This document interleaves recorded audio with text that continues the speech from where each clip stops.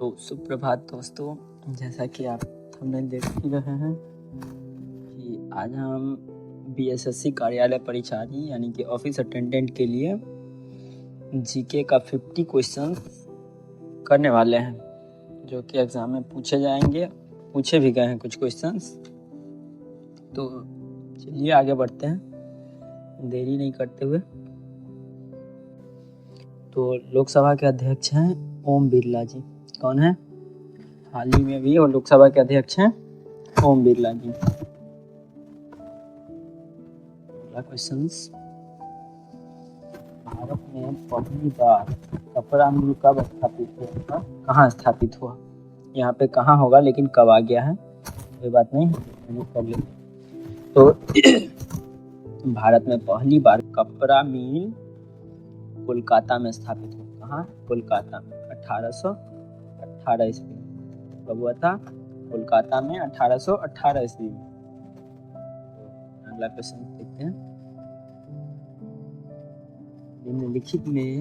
निम्नलिखित में कौन सा धातु सबसे मूल्यवान?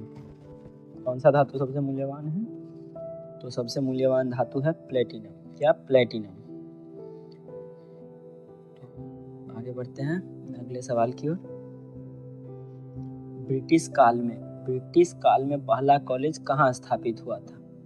ब्रिटिश काल में पहला कॉलेज कहाँ स्थापित हुआ था? ब्रिटिश काल में सबसे पहला कॉलेज पटना में स्थापित हुआ था। कहाँ? पटना। कब हुआ था? 1863 ईस्वी को। 1863 ईस्वी को पटना में स्थापित हुआ था ब्रिटिश काल में पहला कॉलेज। तो अपना पांचवा क्वेश्चन है 2024 में भारत ने कितने पदक जीते थे? तो 2024 में भारत ने 6 पदक जीते थे। कितने पदक? 6 पदक। अगला सवाल, लोकसभा का चुनाव कितने वर्षों का होता है? भारत में लोकसभा का चुनाव कितने वर्षों का होता है? 5 वर्षों का। कितने वर्षों का? 5 वर्षों का। देखिए अगला सवाल है, नीति आयोग का गठन कब हुआ? नीति आयोग का गठन कब हुआ बताइए। नीति आयोग का गठन हुआ था 2015, 1 जनवरी 2015।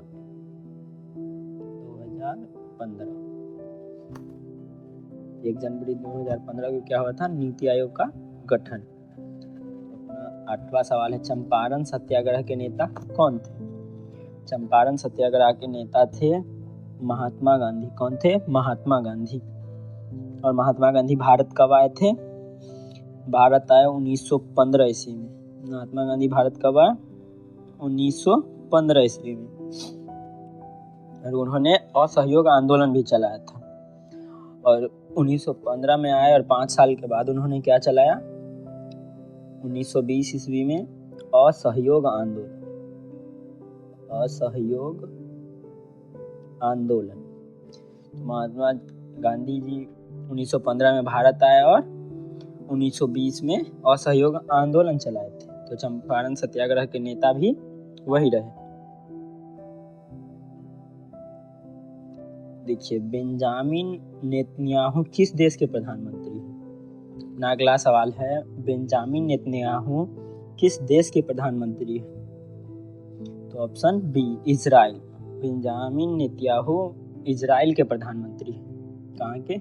इजराइल के। बांग्लादेश के प्रधानमंत्री कौन है? बताइए, बांग्लादेश के प्रधानमंत्री कौन है? तो बांग्लादेश के प्रधानमंत्री है मोहम्मद यूनुस। कौन है? मोहम्मद यूनुस। बांग्लादेश के प्रधानमंत्री मोहम्मद यूनुस। अब देखिए, विनेश फोगाट का संबंध किस क्रीड़ा से है?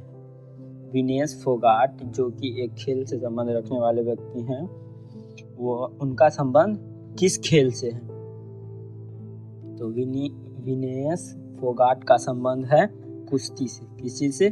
कुश्ती से, जो कि हमारे बिहार में काफी फेमस है। तो चलिए अगले सवाल की ओर चलते हैं। अपना अगला सवाल है, इनमें से प्राकृतिक संसाधन नहीं है। इनमें से कौन प्राकृतिक संसाधन नहीं है? देखो जल प्राकृतिक संसाधन है, खनिज भी प्राकृतिक संसाधन है, और भूमि ये भी प्राकृतिक संसाधन है। यहाँ पे होगा ऑप्शन सी। ऑप्शन सी जो है प्राकृतिक संसाधन नहीं है। तो अब अगले क्वेश्चन की ओर चलते हैं, देखते हैं कि अगला क्वेश्चन क्या कहता है। तो देख सकते हैं इनमें से कौन ध्वनि प्रदूषण का कारण नहीं है। क्या बोल रहा है, इनमें से कौन ध्वनि प्रदूषण का कारण नहीं है। तो इनमें से रसायन जो है ध्वनि प्रदूषण का कारण नहीं है। यह मृदा प्रदूषण करता है। क्या करता है, मृदा प्रदूषण। जैसे कि खेत में खाद छिड़कना, वह भी एक मृदा प्रदूषण का कारण हो सकता है। अगला सवाल देखते हैं। यहाँ पे कह रहा है संयुक्त राज्य अमेरिका के राष्ट्रपति का क्या नाम है। संयुक्त राज्य अमेरिका के राष्ट्रपति का क्या नाम है। तो संयुक्त राज्य अमेरिका के राष्ट्रपति का नाम है कहाँ गया, जो बाइडेन। यहाँ पे तो है ही नहीं। अमेरिका के राष्ट्रपति का नाम है जेडी वेंस, जो कि ऑप्शन नहीं है। तो ये चारों ऑप्शन गलत है। क्या नाम है, जेडी वेंस। कहाँ के राष्ट्रपति हैं, अमेरिका के। तो यहाँ पे चारों ऑप्शन क्या है, गलत है। चलिए बढ़ते हैं अगले सवाल की ओर।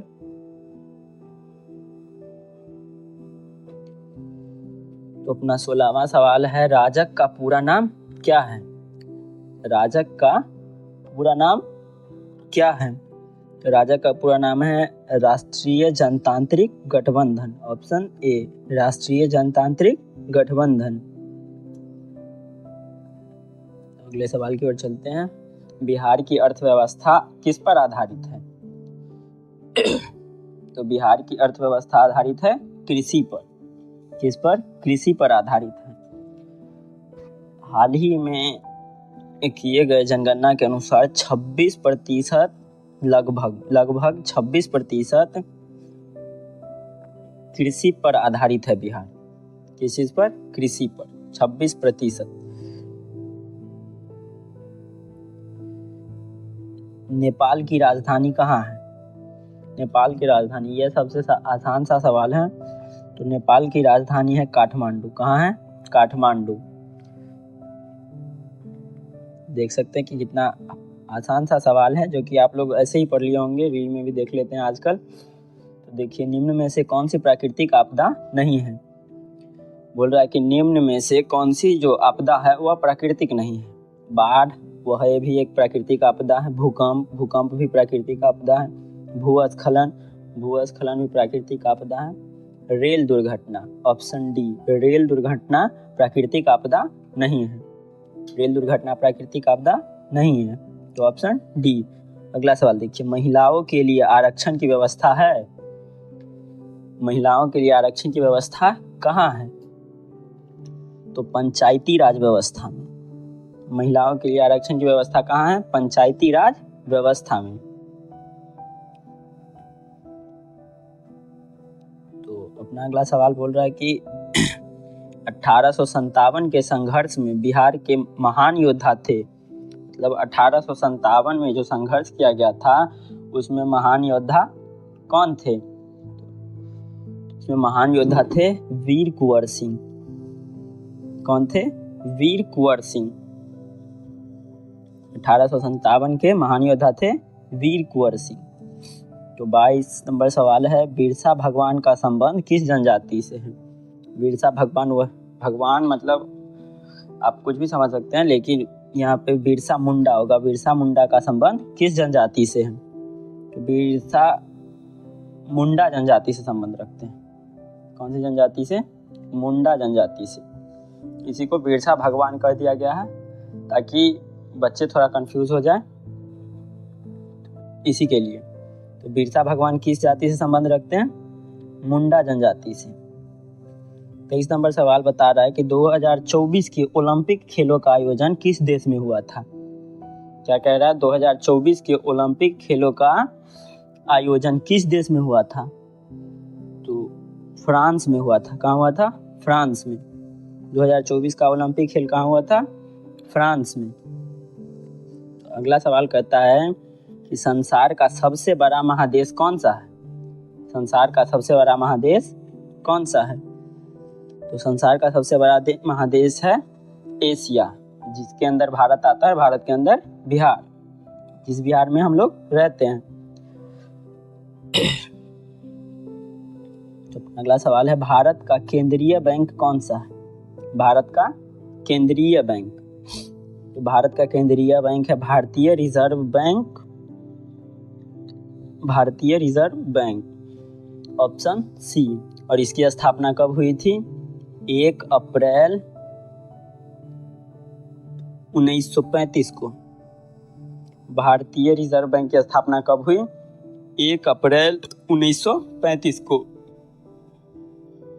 चलिए अगले सवाल की ओर चलते हैं, फटाफट निपटा लेंगे ताकि ज़्यादा समय ना लगे, क्योंकि और भी क्वेश्चंस कवर करने होंगे। जैसे कि अभी सिर्फ जीके हो रहा है, हिंदी बाकी है, इंग्लिश बाकी है, और भी सब्जेक्ट्स बाकी है, और इतने से ही सवाल से काम नहीं चलेगा।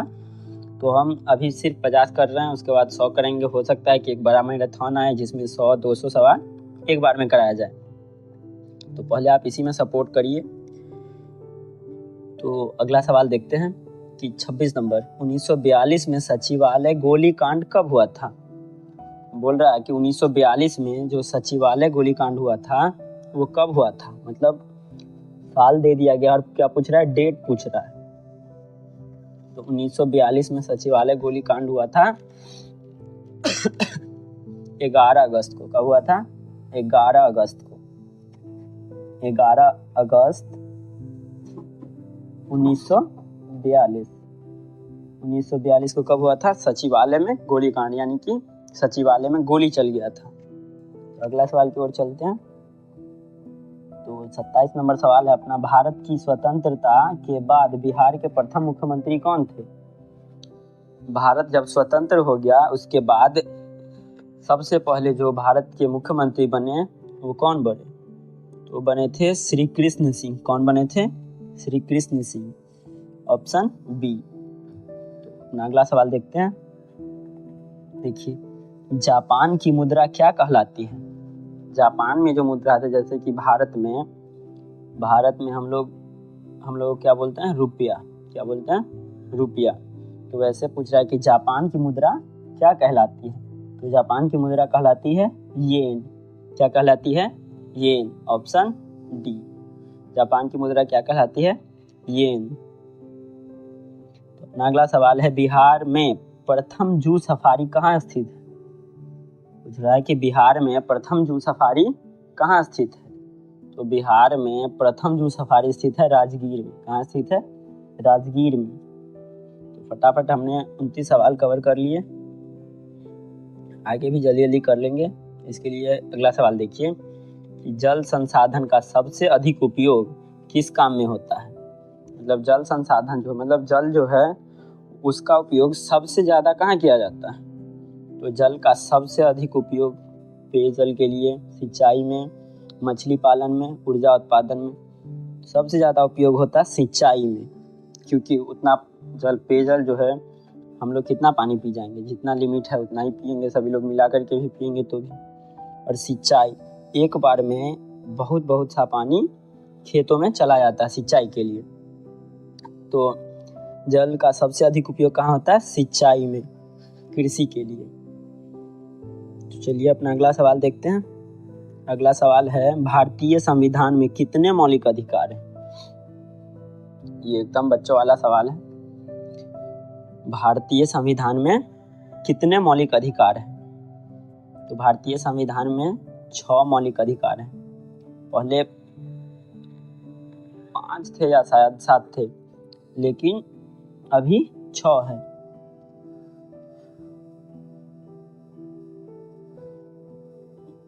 भारत के राष्ट्रगान के रचयिता कौन थे? कह रहे हैं कि भारत का जो राष्ट्रगान है वह किसने लिखा था?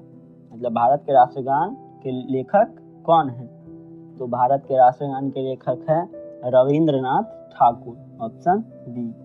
भारत के राष्ट्रगान के लेखक कौन है? रविंद्रनाथ ठाकुर। तो अगला सवाल देखिए।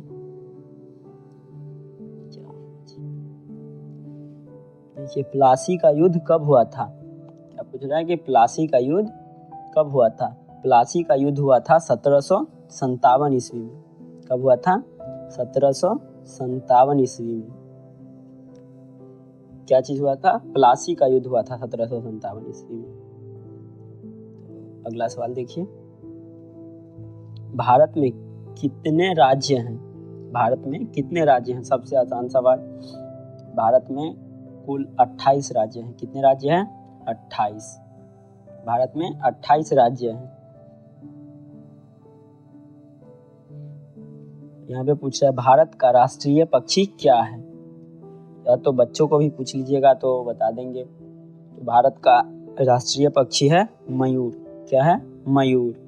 भारत का राष्ट्रीय पक्षी मयूर।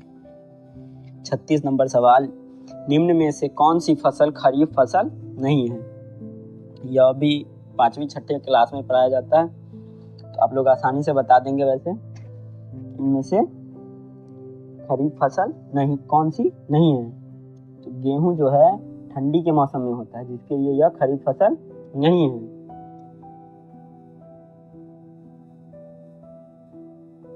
अगला सवाल देखिए, निम्न में से किसे 2024 में भारत रत्न मृत्योपरांत दिया गया?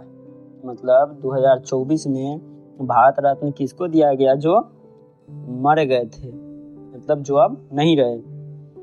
तो 2024 में भारत रत्न दिया गया था कर्पूरी ठाकुर को। किन्हें? कर्पूरी ठाकुर को।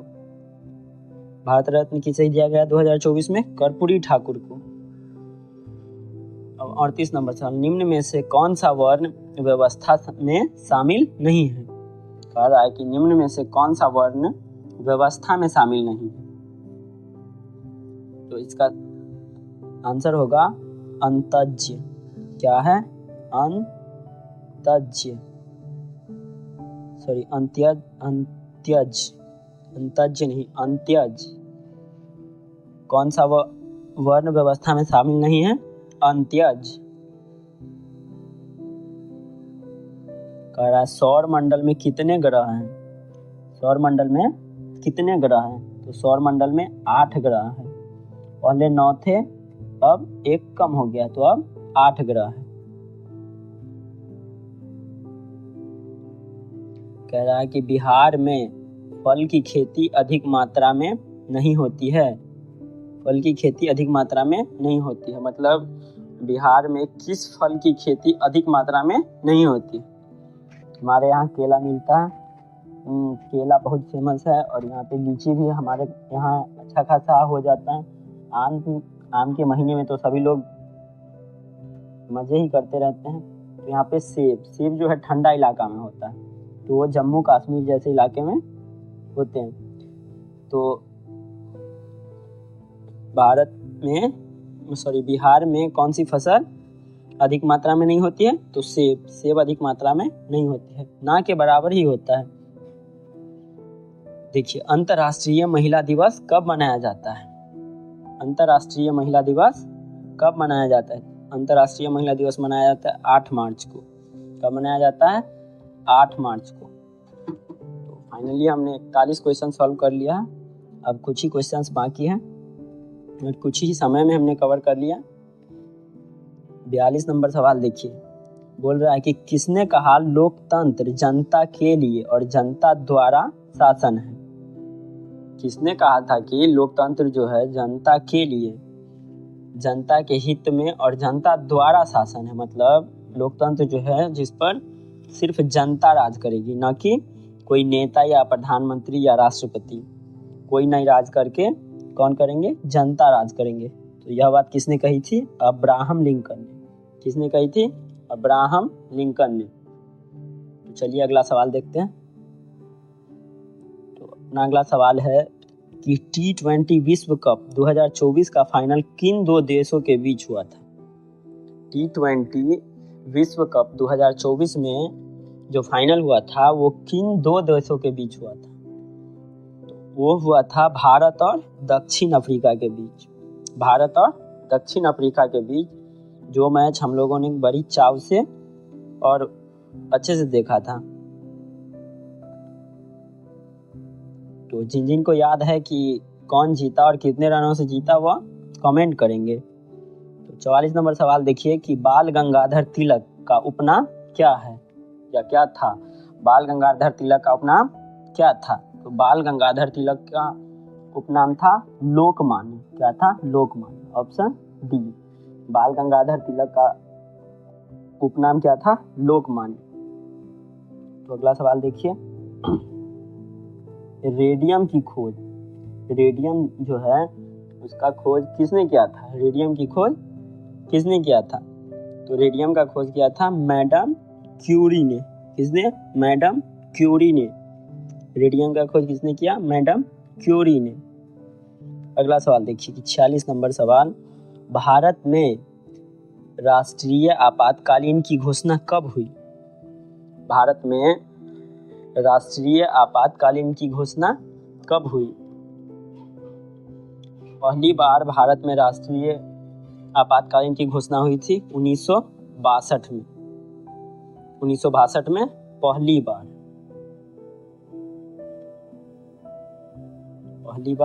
1962 में।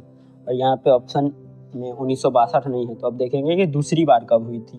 तो दूसरी बार हुई थी 1975 ईस्वी में। कब हुआ था? 1975 ईस्वी में। तो 46 का आंसर होगा 1975, क्योंकि ये नहीं पूछ रहा है कि भारत में पहली बार आपातकालीन कब हुआ, ये पूछ रहा है कि भारत में आपातकालीन की घोषणा कब हुई। तो आपातकालीन की घोषणा या तो पहला हम देखेंगे कि 1962 जो है पहला है या नहीं है। 1962 रहता तो हम 1962 टिक करते, लेकिन यहाँ पे पहला नहीं है, 1975 है ऑप्शन में, तो हम दूसरा टिक करेंगे जो दूसरी बार में हुआ था। तो भारत में आपातकालीन की घोषणा कब हुई? 1975 में। चलिए अगला सवाल देखते हैं। देखिए अब कह रहा है कि ये 1857 में विप्लव के क्रांतिकारी थे।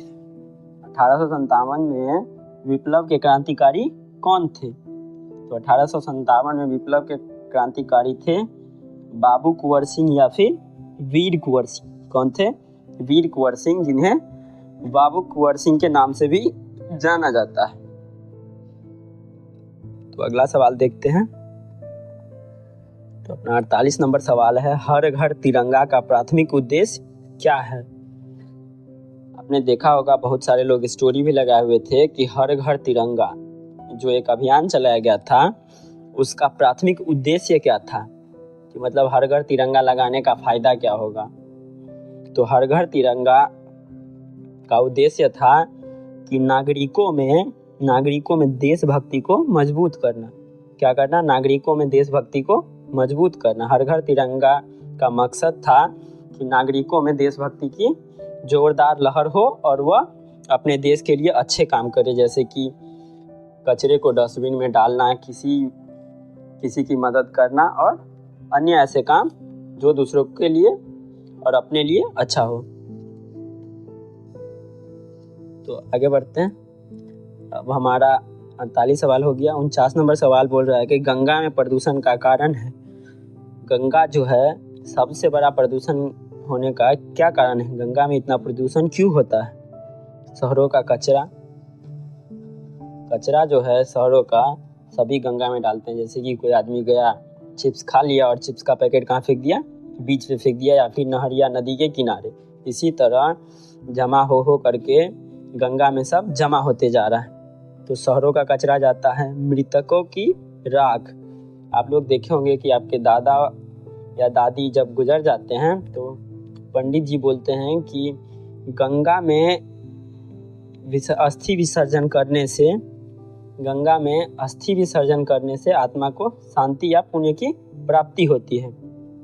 तो दूसरा बड़ा कारण यह भी है कि मृतकों की राख। और तीसरा कारण है उद्योगों का रासायनिक उत्सर्जन। जैसे कि आप जानते होंगे कि उद्योग में जब कोई सामान बनता है तो उसमें कुछ वेस्ट मटेरियल निकलता है और वह वेस्ट मटेरियल कंपनी वाले कहाँ डाल देते हैं? नदी वदी में डाल देते हैं या फिर समुद्र में डाल देते हैं, जिससे पोल्यूशन होता है। तो इसमें होगा ऑप्शन डी, इनमें से सभी। गंगा में प्रदूषण का कारण है शहरों का कचरा, मृतकों की राख और उद्योगों का रासायनिक उत्सर्जन। तो अपना अंतिम सा सवाल है। अंतिम सवाल यह है कि पटना हवाई अड्डे का क्या नाम है। क्वेश्चन क्या कह रहा है कि पटना हवाई अड्डा जो है, जो हाल फिलहाल में बना था, उसका नामकरण जो किया गया, तो क्या नाम रखा गया है। तो पटना हवाई अड्डे का नाम रखा गया है जयप्रकाश नारायण अंतर्राष्ट्रीय हवाई अड्डा। तो इसमें है कोई ऑप्शन, ये है ऑप्शन बी, जयप्रकाश नारायण हवाई अड्डा, अंतर्राष्ट्रीय हवाई अड्डा। ठीक है, तो इसी के साथ हम लोगों ने 50 MCQ सॉल्व कर लिए हैं। तो आप लोगों को अगर वीडियो अच्छा लगा तो लाइक करें और चैनल को सब्सक्राइब करें, और अकेले ना पढ़ें। अकेले पढ़ने से ज़्यादा बेटर होगा कि दोस्तों के साथ पढ़ें, ताकि अगर आप कहीं घूमने भी जाएं तो एक दूसरे से बातचीत हो और बातचीत में मन लगा रहे और पढ़ाई भी होता रहे। तो घूमने के साथ भी पढ़ाई, यानी कि जो हम बचपन में खेला करते थे क्विज या फिर जो तुम बोलो वही। तो इसी के लिए खुद भी पढ़ें और दोस्तों को भी पढ़ाएं। चलिए, तो मिलते हैं अगली वीडियो में। धन्यवाद।